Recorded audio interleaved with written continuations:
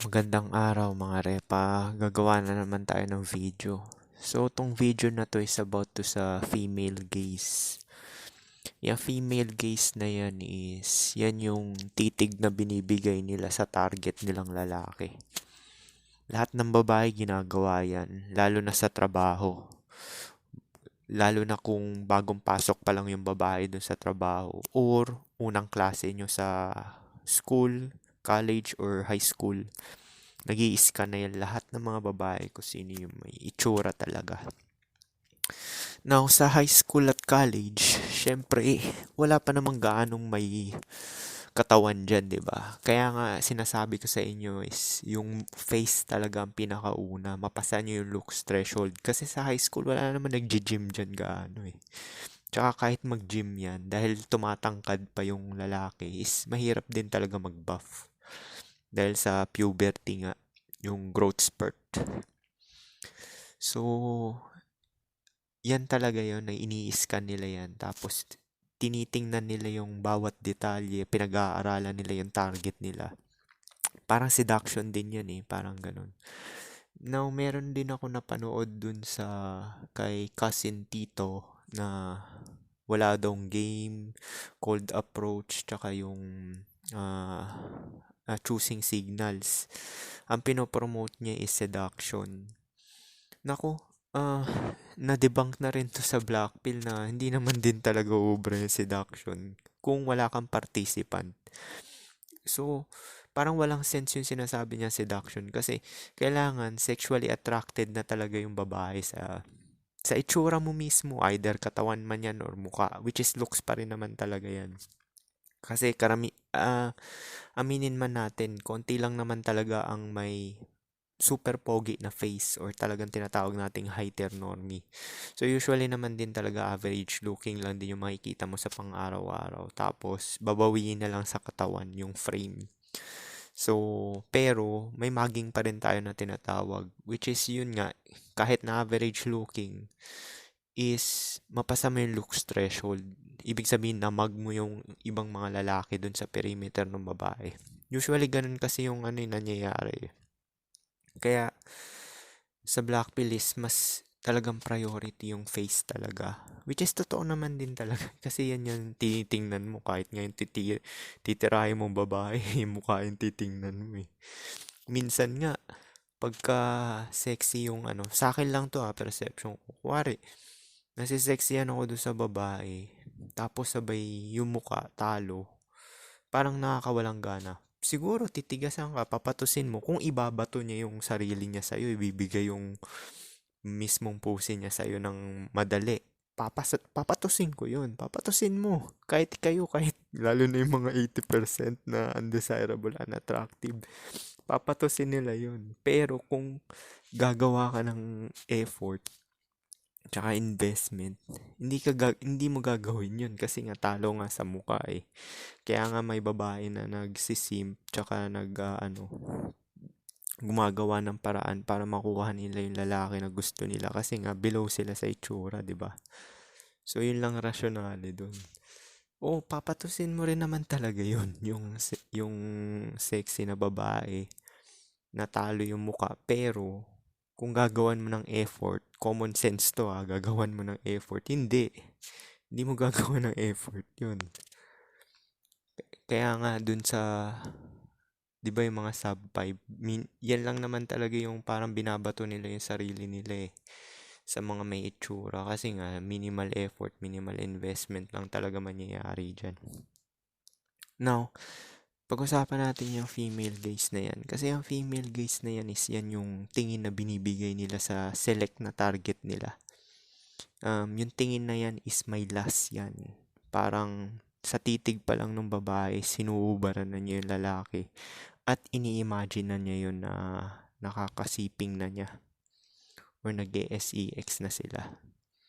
So, narinig ko na rin yan na sa titig pa lang ng babae, may posibilidad na labasan na raw sila kahit na walang contact.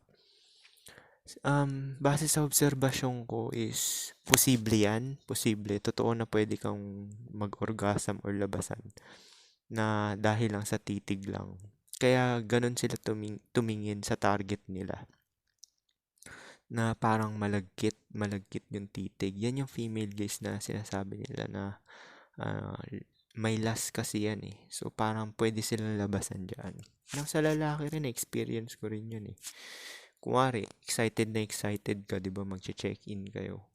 Actually, maglalaway na yung, yung dahil titigasan ka nga, di ba? So parang may pre-cam na rin siya lalabas na ano, na tapos konting kiss-kiss na lang, may posibilidad din na labasan ka rin. Merong ibang mga lalaki na ganun. Pero ako hindi naman ako ganun. Yung talagang lalabasan ka lang dahil sa perception. Nakakatulong yun para ma-arouse ka or tigasan. Tsaka magkaroon ka ng pre-cum na tinatawag nila. Pero yung talagang ejaculation talaga is hindi nangyayari sa akin yan. Pero merong ibang lalaki na ganun na dahil sa sobrang ano nila, arouse nila is talaga nilalabasan sila. So ganun din sa babae.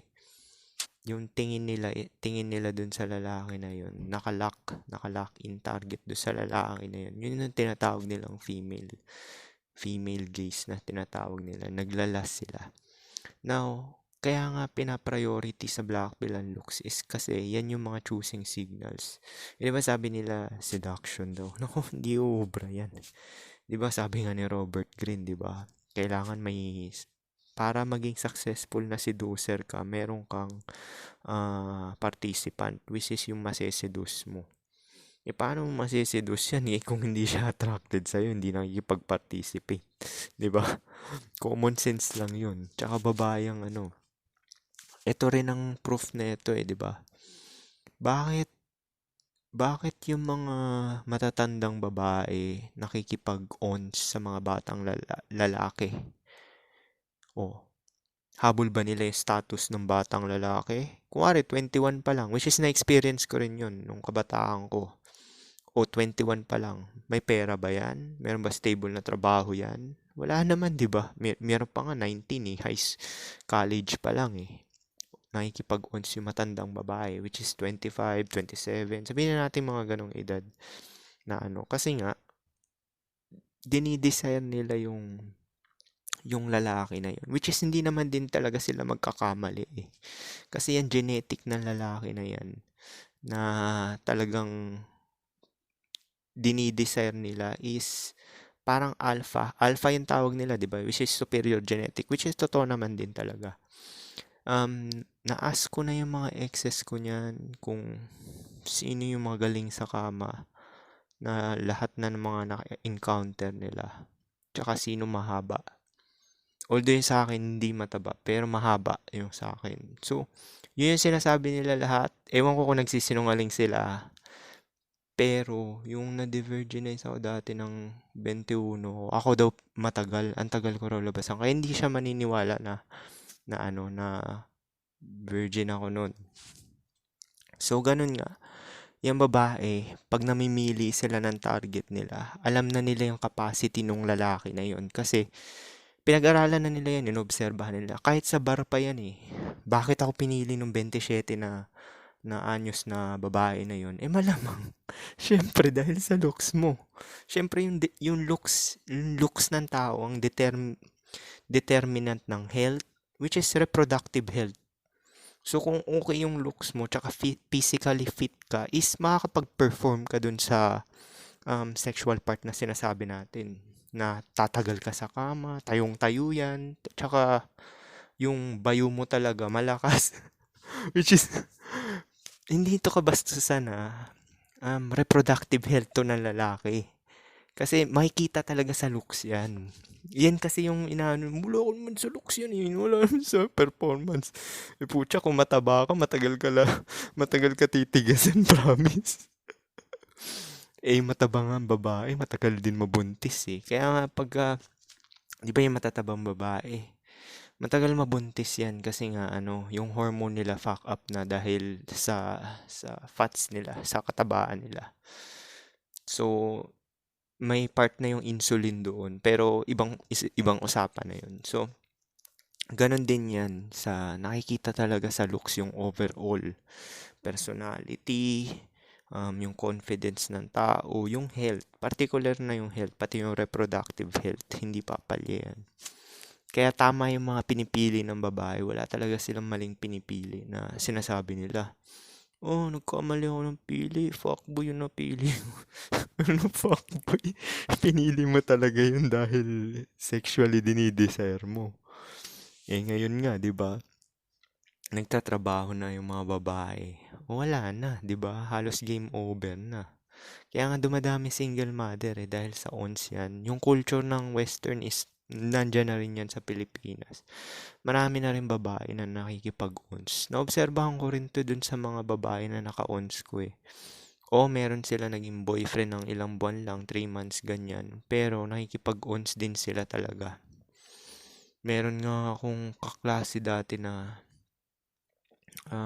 aka-work dati na binibigay nila yung V-card nila sa one night stand lang talaga. Kasi sexually desire nila yung lalaki talaga. Baliwala sa kanila yung virginity. Kaya nga sinabi ko sa inyo, kahit gaano pa kataas yung body count ng babae, tsaka compare mo sa virginity ng babae, is same lang din yan kung paano nila binigay sa'yo. Kung mabilis nila binigay sa'yo, ibig sabihin sexually desired ka ng babae. So, usually yan, makikita mo yan sa mga, yung female gaze na yan is, yan yung parameter na talagang naglalas yung babae sa'yo. Makikita mo yan sa mga katrabaho mo, sa mga, nung college ka, yung tingin nila sa'yo. Tsaka lagi ka nilang tinitingnan. Parang apple of the eye ka nila. So, tawag nila dyan choosing signals, pero, siguro, pagka may ganun kang titignan na na talagang consistent yung consistent, hindi yung napatingin lang talaga sa'yo ng parang saglit lang. Yung consistent as in kada kita mo dun sa babae na yun, lagi kang tinititigan ng ganun, is malaki chance nun pagka in-approach mo na talagang papayag din talaga. Yun, parang ganun. Kaysa yung wala talagang interest sa'yo, isi-seduce mo. Kasi nga, kuwari sa trabaho mo or dun sa may common place kayo na laging nagkikita, kung wala ka naman nakikitang ganun, tapos in-approach mo yung babae, gagaranti ko sa'yo 100% rejection talaga mapapala mo dun. Na Now, iba-iba rin naman yan eh. Hindi porket yung isang babae tinitigan ka ng ganun is attractive ka na sa lahat. Hindi naman ganun din yun. Ibig sabihin, yung isang babae na yun is gusto niya yung physical features mo o tinatawag natin na phenotype. Hindi niya natin alam kung ano yung phenotype na nagustuhan niya sa'yo. Or yan yung tinatawag nating alpha widow nila sa utak, di ba? Yung typical na looks na gusto nila, dinidesire nila. Meron nga akong narinig kay cousin Tito din na So, minsan daw, yung mga babae is parang may puzzle sila na binubuo sa utak nila. Tapos, particular sila sa mga detalye. Kagaya ng mga kilos mo, lakad mo, tapos the way ka na mannerism mo, tinitingnan nila yan. Halos lahat sa'yo pinag-aaralan nila, pati forma mo, pati mga kilos mo, mga expressions mo, paano mo magsalita, gaano ako ka-confidence. Pero, yung pag-aaral nila na yan ay base lang yan, naka-ano lang yan dun sa lalaki na target nila. Ibig sabihin yung dinidesire nila. So, kaya sila may female gaze na ganun is pinag-aaralan na nila yung lalaki na yun. Tapos, meron na silang mental image dun sa utak nila na dinidesire nila. Either naglalas na talaga sila nun, tapos pinag-aaralan nila yung pattern. Kaya nga minsan pagkala mo coincident na na ikaw yung sabi mo, ginawan ko siya ng paraan para kala mo lang yun, pero sa totoo sinidus ka ng babae na kasi naging madali sa iyo na yung mga nanliligaw na kunwari na ganun. Pero kung wala ka talagang nare-receive na ganun, pag nanligaw ka, rejection ka talaga. Pero merong ibang mga may upper hand sa looks is talagang kahit walang choosing signals, nagliligaw sila kasi alam nila may upper hand sila sa looks So, posible rin yon na anuhin sila, sagutin. Pero ngayon kasi wala na talagang game, hindi na uso yung ligaw talaga. Ngayon is situationship na lang tsaka FWB owns na. Laging ganun na yung setup ngayon. Yung LTR ngayon sa babae is pang long term lang yan. Ginagamit lang nila yung lalaki sa beta boxing. Sa lifestyle, emotional tampon, kausap, tapos date-date, libreng pagkain. Pero wala namang nangyayari, walang action na binibigay. Kasi an kinategorize na ng babae yung lalaki na yun na hanggang dun lang yung pakinabang niya. Yung pakinabang niya, hindi pangkama. Hanggang dun lang. Kaya nga meron silang dinidate na ilang buwan. Minsan nga 3 years pero hindi nila binibigyan ng SEX. Merong 1 year ganun. Merong mga ganun eh. Na meron pa nga sabi mag-aantay. Nako, sinabi na ni Rolo Tomasi yan. Pag pinag-antay ka ng babae is hindi worth it. Kailangan talaga naglalas sa'yo yung babae. Kasi yun yung love nila eh. Last talaga. Kahit sa lalaki rin naman eh. Bakit mo ginagawa yung ganyan? Yung mga pagbe-beta box. Malamang sa puke, di ba? Di-desire ka sexually. Yun lang naman yun. Kaya patay na patay ka. Plus, limited yung option mo. Now, kung pogi ka, may upper hand sa looks ka, nag-i-spin ka ng plates. Biruin mo, may 5 babae ka. Sabihin na nating 5 sub 5 yun. Tapos nakakita ka na maganda. Tingin mo ba? Tingin mo ba magsisimp ka sa maganda? No way. May 5 ka eh. May 5 kang sub 5 na rotation eh. Yun yung difference eh. Kaya kasi nagiging uhaw yung lalaki. Kasi onti yung option. Tsaka hirap na hirap sa isa pa lang. Pero kung naranasan nyo yung nag-spin kayo ng plates, tsaka pinili kayo ng karamihang babae, or kahit wala kayong ini-spin ng plates, kung nakakatanggap lang kayo ng mga choosing signals, kasi boost na rin ang confidence yun eh. Which is nangyayari rin sa babae yun ah. Yung babae, di ba, maraming beta orbiter, tsaka mga simp na nagme-message sa kanila. Doon pa lang, full na yung gas tank nila eh. Tapos may nagsisend pa ng dick pic, di ba? Oh, doon pa nga lang, puno na yung gas tank nila eh. Makikipag-SEX pa ba sila? Nakukuha na nila yung gusto nila. Hindi na, di ba? Hindi na. Ganon din sa lalaki. Kung ari ikaw, hindi mo naman priority yung SEX kasi nga may chance, lalo na pag nasa 20s ka, may chance talaga na makabuntis ka, which is sisira din yan ng future mo. So, lalo na kung hindi ka nagko-condom or kapote, ang mangyayari niyan is hanggang doon na lang, kinikilig ka rin naman kahit ikaw lalaki, makakuha ka ng choosing signals. Kahit yun pa nga lang, ayaw mo na mag-approach, lalaki pa nga ulo mo eh. Kasi naranasan ko yan eh, kaya nga hindi tumaas body count ko. Kasi nakaka-receive talaga ako ng choosing signal, tsaka yung mga yakap-yakap, dinidikit yung boobs, tsaka yung kung ano-ano. Kaya hindi talaga ako gumagawa ng mga kung ano-anong mga one night stand ng mga ganyan dati. Kahit naman ngayon, hindi ko rin ginagawa yan eh, kasi takot ako magkasakit eh. Pero yun nga, na same lang din yung sa babae. Pero ngayon, may upper hand talaga yung mga babae ngayon. Kasi, halos karamihan ng babae is at some point in time ng buhay nila is nakapag one night stand na sila. Now, hindi ko nilalahat yan hindi ko sinasabing majority. I mean, yung maraming excess or nasa LTR, may chance talaga na nakipag one night stand yan. Kasi nga, yan yung tinatawag natin na sexual shadow world. Ibig sabihin, wala naman talagang perpektong lalaki, which is yung may beta backside na sexy at pogi pa. Bihira lang din yung ganun. Tsaka gaano ba ka-common yung mga pogi? 10% lang yan. Tapos 10% din yung heteronormy. So parang wala rin naman talagang perfect din talaga. Hindi nila makukuha sa isang lalaki yan. Plus dyan sa Pilipinas, sobrang hirap ng buhay, di ba? Kasi maliit yung kita.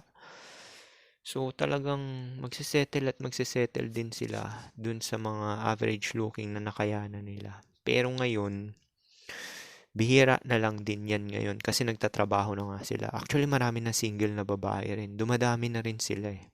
Tapos nakikipag-ons na lang ng or FWB kahit mga 30 na sila. Nakikita ko yun sa sa mga group pages sa FB. Ganun na lang yun nila lifestyle nila. Lalo na yung mga post-wall na. Kuwari 35 pataas na yung babae o magpo-40 na. Nakikipag-ons na lang din sila na ano. Kasi tanggap na nila yung kapalaran nila eh. Kaysa naman mag-settle sila dun sa lalaki na hindi nila dinidesire.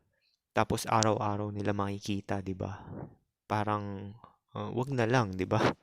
Mas maigi na lang magtrabaho na lang sila na ano. Pero ganun pa nga rin, yun nga, mabalik tayo dyan sa female gaze na yan. Yung dyan mo malalaman kung may pag-asa ka pa rin. May pag-asa ka. Eh kung hindi ka nakakatanggap ngayon, siguro may pag-asa ko kung high school or college, yun just be first, yung mga na nagkapalagayan ng loob tsaka may common interest.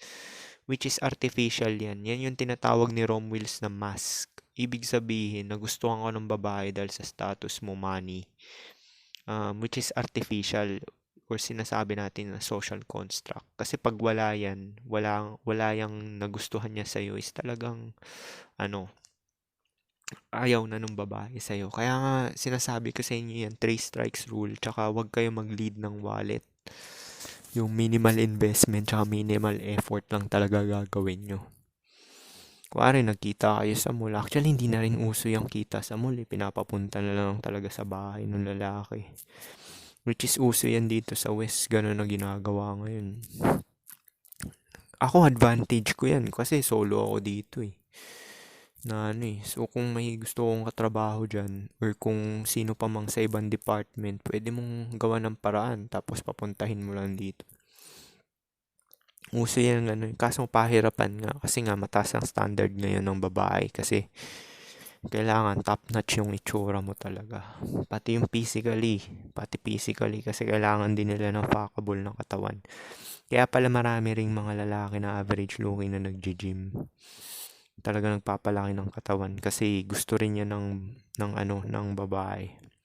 Pero hindi guarantee yan kasi may iba-iba face pa rin talaga sa akin eh. Kasi meron akong nung college, meron akong mga kaklase na malaki talaga katawan. As in, nag-gym talaga, malaki. Oo, marami silang naging babae nun. Pero after nung college days, yung nagtatrabaho na, wala na silbi yung muscle nila. As in, kaya nagsettle pa rin sila talaga. Eh ako ngayon, hindi ako nagsettle nung ano. Sila nagpakasal na eh. Kasi alam nila magfe-fade din yun. Yun dahil mawawala ng silbi yung muscle. Mawawala ng silbi yung muscle dahil para ka magustuhan ng bata, mapasa mo yung face, yung mukha. Para ka makatira ng 25 pababa na babae. Kailangan mapasa mo yung mukha. Mukha talaga mahalaga. Kaya ang sinasabi ko sa inyo eh, kung magse-self-improve kayo, is maging makasarili na lang talaga kayo. Yung self-improve niya talaga para sa sarili nyo, money, para in case kung wala ka mang babae, at least meron kang pang-cope, di ba? Meron kang pang-cope, meron kang mabilis na cellphone, Bluetooth speaker, kung ano-ano pang hilig mo, magiging hobbies. Lalo na pag tumatanda ka, 'di ba? Tas masarap na pagkain, dumbbells. Doon pa nga lang sa pagwe-weight mo, nakaka-addict siya, promise, yung mga pagte-training. Doon pa nga lang parang mawawalan ka na ng gana mambabae kasi nga yung oxytocin, yung hormone na nilalabas nung ano eh, ng katawan mo pagka nagte-training ka. Kaya yung ibang mga lalaki, as in talagang gym buff talaga. As in doon lang talaga sa ano, tas walang gana mambabae kasi nga yun yung priority nila eh, mag-gym na mag-gym.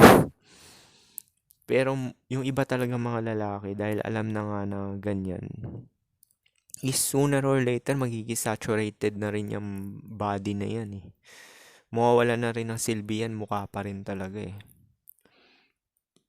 Kaya kung average looking ka, tama rin naman yun na mag-invest ka sa damit, forma, tapos sa physique. Talagang mag-invest ka sa haircut, ganyan.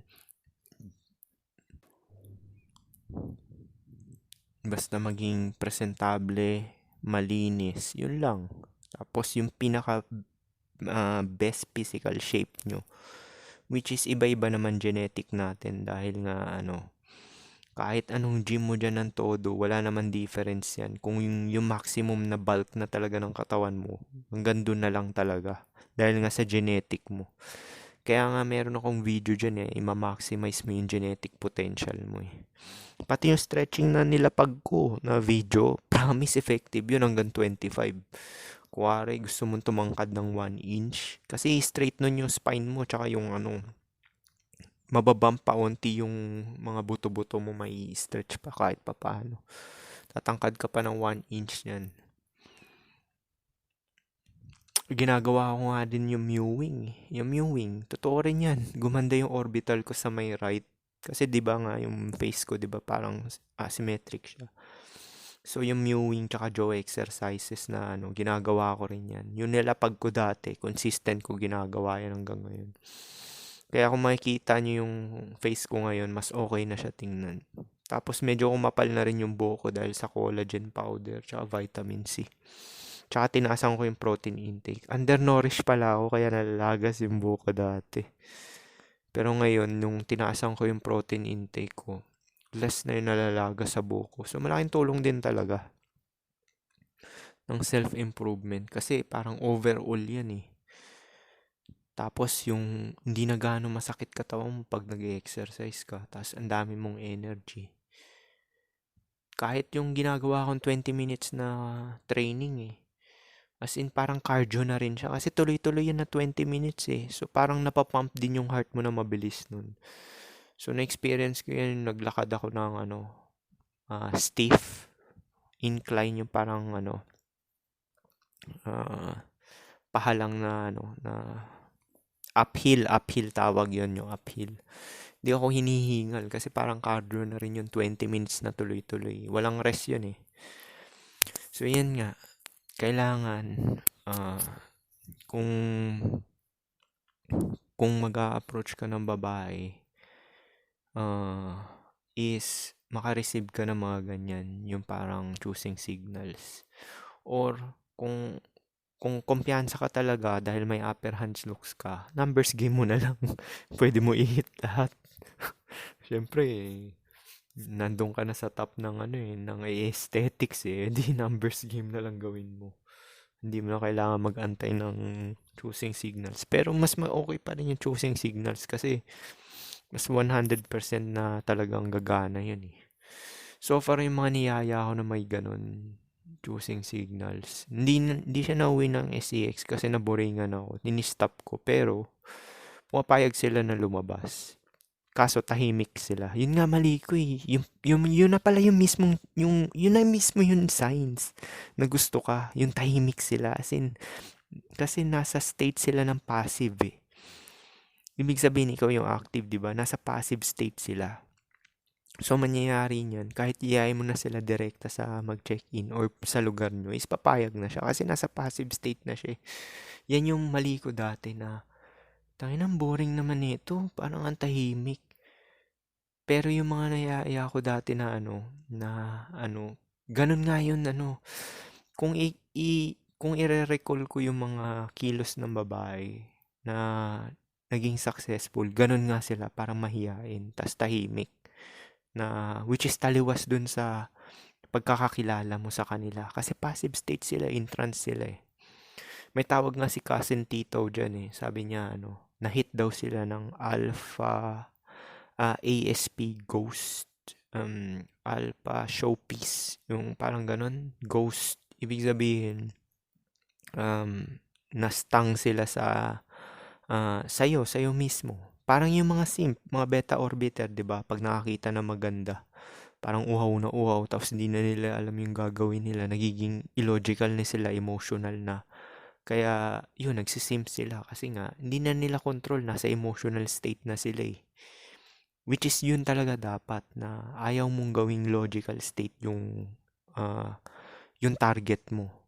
Kuwari, ikaw yung select na lalaki, yung target mo, ayaw mo siya na nasa logical state. Yung madaldal siya. Kaya nga hindi ko parameter yan eh, yung mga ganyan. Ang parameter ko, pag mauwi sa SEX, yun talaga yung 100% na guarantee. Na yung mga ibang dating gurus mga coaches kung ano na pang kabulshitan. kailangan gawin mo 'tong ganyan. Naku, hindi mo kailangan gawin 'yan. Maging totoo ka lang tapos presentable at malinis. Tsaka isama ko na rin yung best physical shape mo na so kayong mga bata diyan, mga nasa 21 pataas, mag-gym na kayo.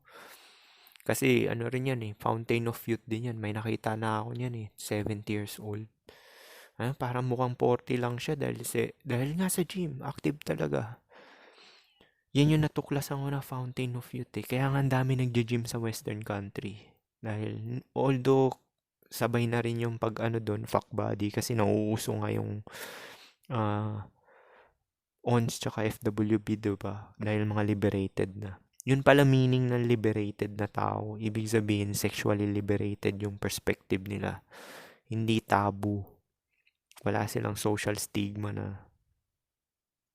na or shaming judgment sa utak nila. Na ano, which is yun yung goal ng feminism na i-liberate yung mga babae sa sexually. Kaya sila nagtatrabaho na maging independent para hindi na sila magsettle dun sa average looking guy or sub 5 yung hindi nila talaga dinidesire. So, paano yun lang? Peace.